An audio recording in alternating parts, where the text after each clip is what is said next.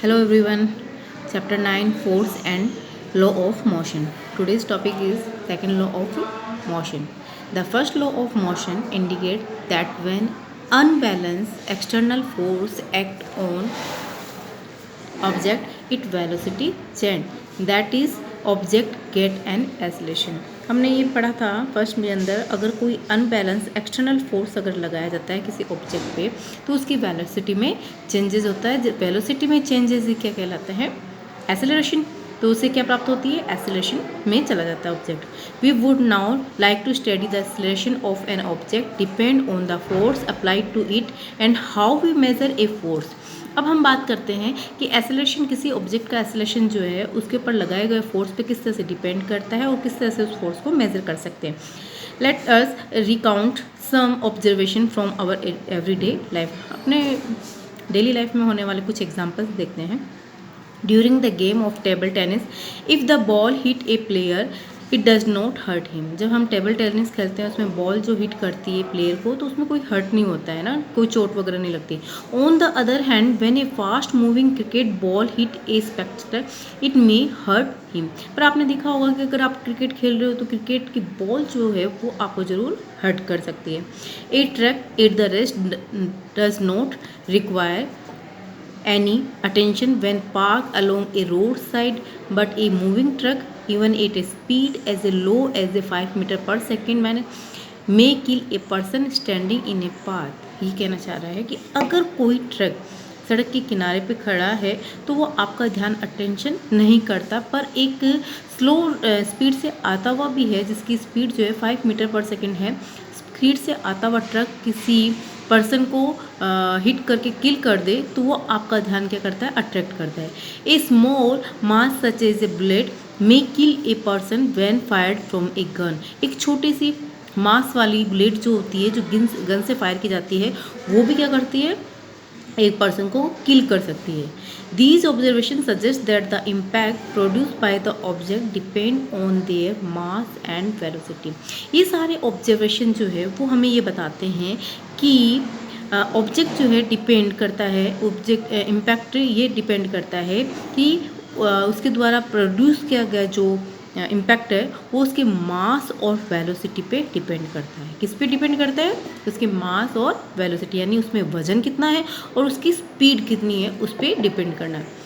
Similarly, if an object is to be accelerated, we know that a greater force is required to give a greater velocity.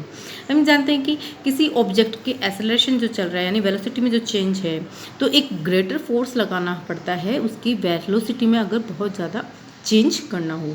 In other words, the appear to exist some quantity of importance that combine the object mass and its velocity. अगर कहा जाए तो ये कह सकते हो कि किसी भी क्वांटिटी की इम्पोर्टेंस जो होती है कंबाइन किसी ऑब्जेक्ट के मास और वेलोसिटी को कंबाइन करने से होगी. यहाँ पे one such property called momentum, यानी अब ये क्वांटिटी नई क्वांटिटी की बात की जा रही है, क्योंकि हम बात कर चुके हैं पहले भी, मैग्नीट्यूड पढ़ चुके हैं, स्पीड, एक्सेलरेशन, वेलोसिटी, मास, इन सब के बारे में पढ़ चुके हैं. मास का मीन्स होता है किसी भी वस्तु ऑब्जेक्ट का वजन, ठीक है, इन सब के बारे में पढ़ चुके हैं. अब बता रहे हैं कि जब किसी ऑब्जेक्ट के मास और वेलोसिटी को कंबाइन कर दी जाए तो उससे बनने वाली जो क्वांटिटी है वो क्वांटिटी जो है एक नई क्वांटिटी तैयार होती है. सच प्रॉपर्टी इज कॉल्ड मोमेंटम. उसे हम क्या कहेंगे? मोमेंटम कहेंगे. Momentum was produce by Newton. Momentum को प्रोड्यूस करने वाला बंदा कौन था? न्यूटन. यानी न्यूटन ने इसके बारे में बताया था कि मोमेंटम क्या होता है. The momentum p of an object is defined as a product of its mass m and velocity v. Momentum को हम शो करते हैं p अल्फ़ाबेट से और इसका मीन्स होता है कि ये किसी प्रोडक्ट के मास और वेलोसिटी का कंबाइन है, ठीक है. तो मोमेंटम बराबर क्या हो गया? M V. Momentum has both direction and magnitude. Momentum यानी पी, और मोमेंटम की क्या होती है? डायरेक्शन भी होती है, मैग्नीट्यूड भी होती है. और जिस क्वांटिटी की डायरेक्शन और मैग्नीट्यूड दोनों होते हैं, बोथ होते हैं, तो वो क्वांटिटी किस में चली जाती है? वेक्टर क्वांटिटी होती है, ठीक है. It direction is the same as the velocity, और इसकी डायरेक्शन भी जो है वेलोसिटी के जैसे ही सेम होती है, यानी जिस साइड वेलोसिटी होगी, जिधर की साइड वेलोसिटी है उसी साइड इसका मोमेंटम की डायरेक्शन होगी, यानी velocity v। The SI unit of momentum is kilogram metre per second. Momentum की जो SI यूनिट है उसे किस में मेजर करते हैं, किलोग्राम मीटर पर सेकेंड, ठीक है। किलोग्राम का मतलब यहाँ पे हुआ मास को हम मेज़र करते हैं किलोग्राम में, और वेलोसिटी का मतलब क्या हो गया यहाँ पे, स्पीड से, जिसे हम मेज़र करेंगे मीटर पर सेकंड, यानी हर सेकंड में होने वाला चेंजेस, है ना, तो जिसे हम मीटर में मेज़र करते हैं, तो इसका बन गया ऐसा unit kilogram metre per second. Since the application of unbalance force bring a change in the velocity of the object, it is therefore clear that a force also produce a change of momentum।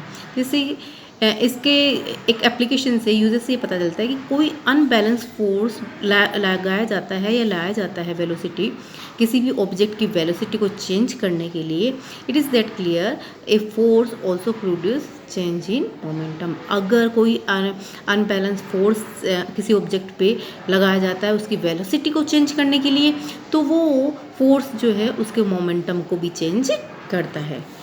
That let us consider a situation in which a car with a dead battery is to be pushed along a straight road to give it a speed of 1 meter per second, which is sufficient to start its engine.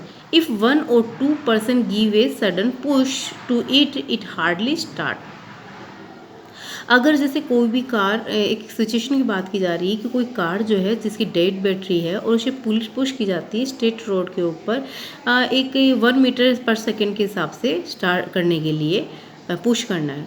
अगर 1 और 2 person उसे sudden push करते हैं to it, तो hardly start, तो वो start नहीं हो पाती। But a continuous push over the some time result in a gradually acceleration of the car of the speed.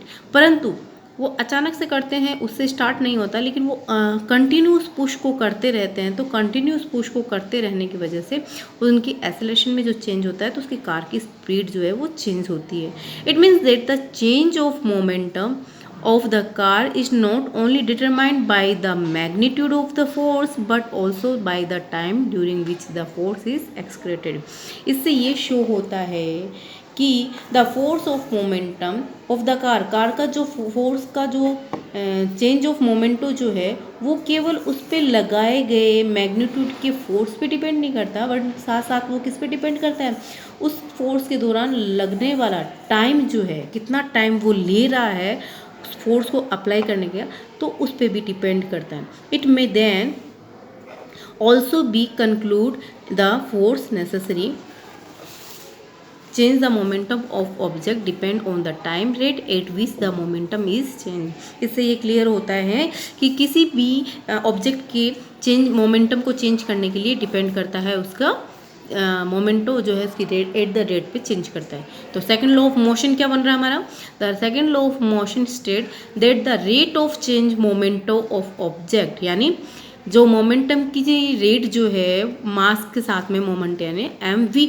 तो जो मोमेंटम की जो रेट है यानी उसकी स्पीड जो है वो टाइम के साथ जो चेंज हो रही है, तो टाइम के साथ जो चेंज हो रहा मोमेंटम है वो प्रोपोर्शनल होता है किसके साथ में, उस पर अप्लाई किए गए अनबैलेंस फोर्स के प्रोपोर्शनल होता है। ठीक है, ओके, थैंक यू।